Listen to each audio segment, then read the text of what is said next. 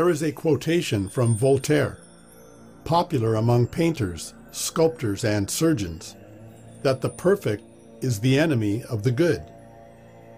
We see artistic perfection everywhere in nature, but absolute physical perfection is the exception more than the rule. This saying means that reaching for absolute perfection by messing with a good result can ruin it.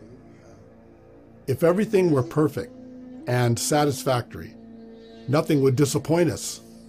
This would be heaven, right here.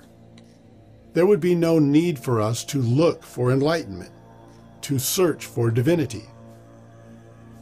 Waiting for the perfect moment before we act, waiting until we feel perfectly prepared, can keep us stuck where we are.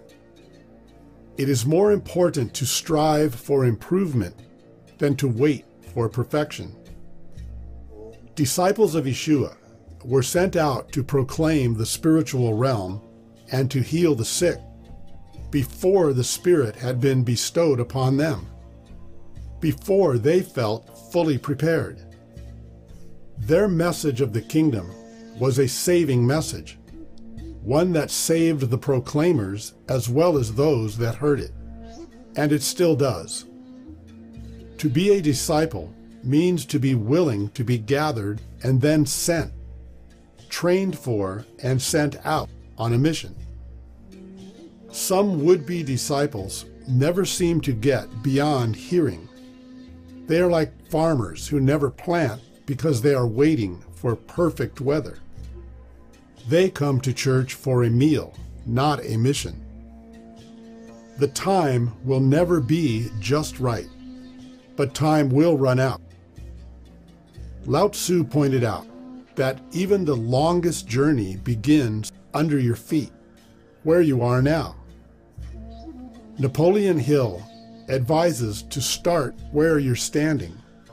Start with whatever tools you have now, and better tools will be found as you go along. I would add this: God works through people. We are His tools, and we will be sharpened by the work, and that process is its own reward.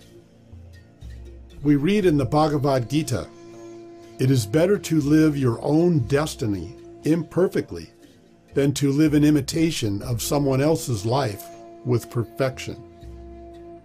Every person has a spiritual gift to share. A word of wisdom or knowledge born of experience. A word of encouragement, good counsel, or healing.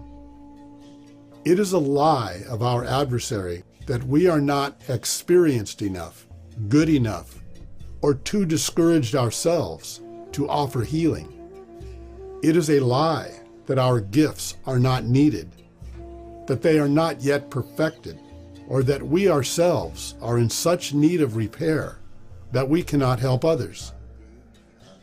Gautama taught that even simple acts and extra efforts can be considered spiritual when freely given.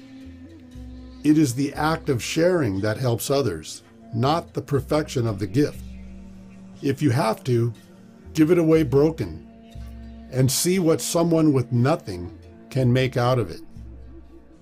Lastly, this from Dr. Martin Luther King: life's most persistent and urgent question is, what are you doing for others?